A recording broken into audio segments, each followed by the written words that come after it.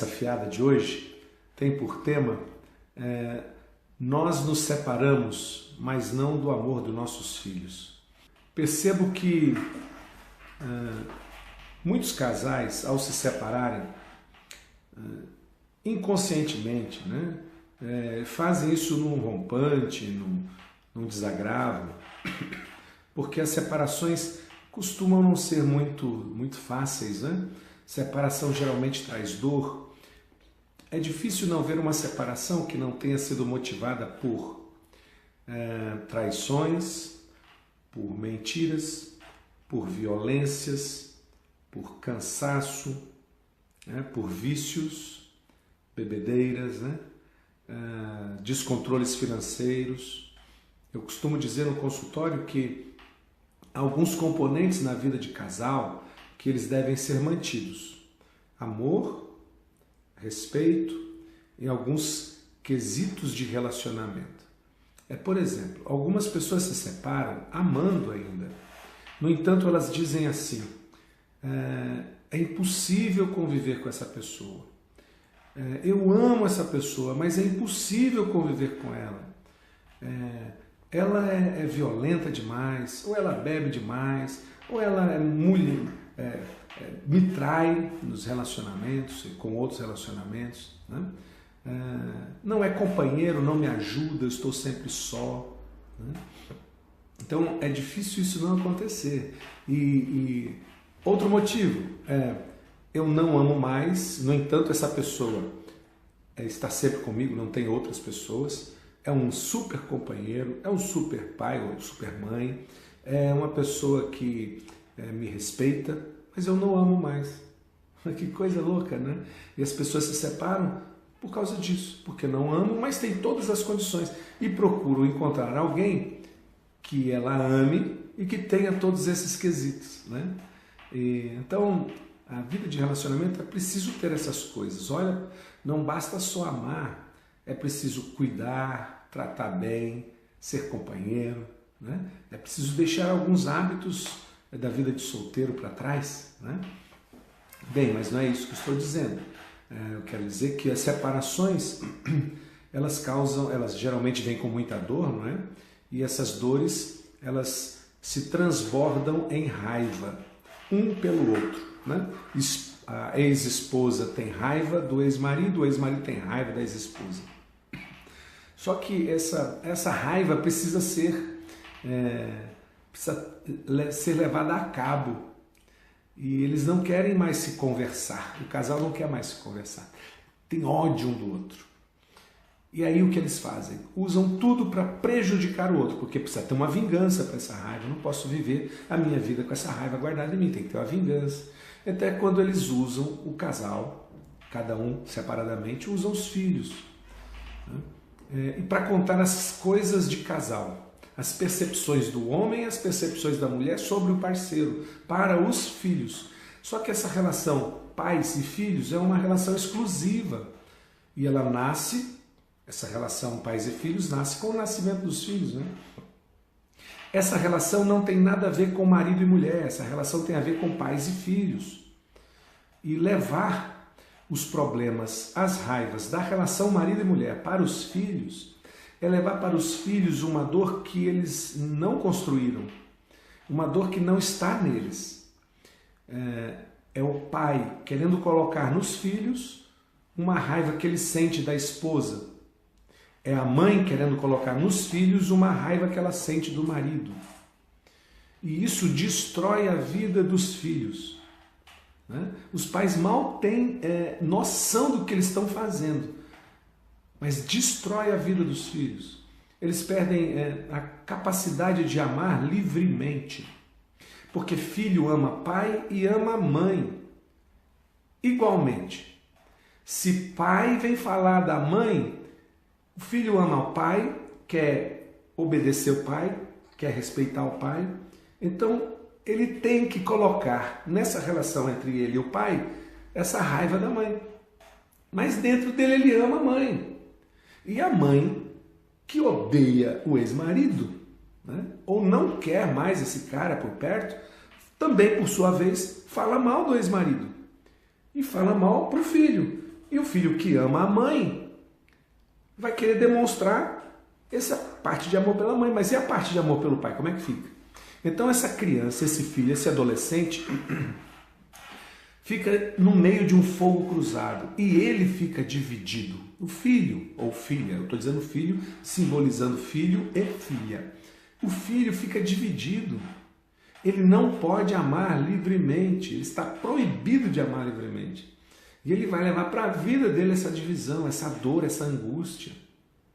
Então, marido e mulher, pai e mãe, devem ter muita cautela e preservar os filhos dessas discussões, preservar os filhos desses julgamentos, preservar os filhos dessa imagem que marido e mulher têm um do outro, porque isso não pertence ao filho. A imagem de marido e mulher pertence a vocês dois que já são ex, não aos filhos.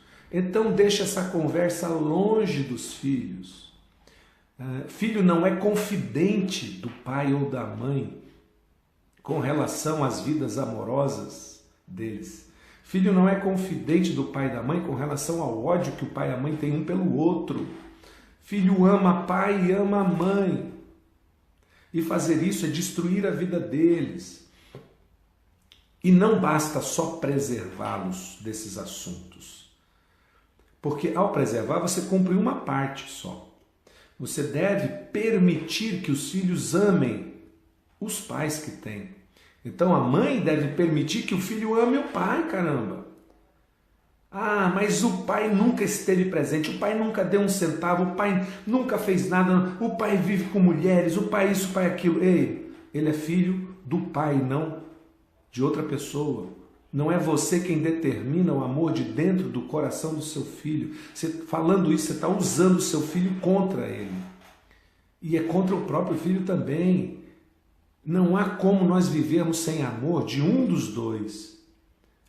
Então, mãe e pai, isso não é só para mãe e pai, preservem os filhos e permitam, deem permissão que os filhos amem os pais. Ame mamãe e ame papai.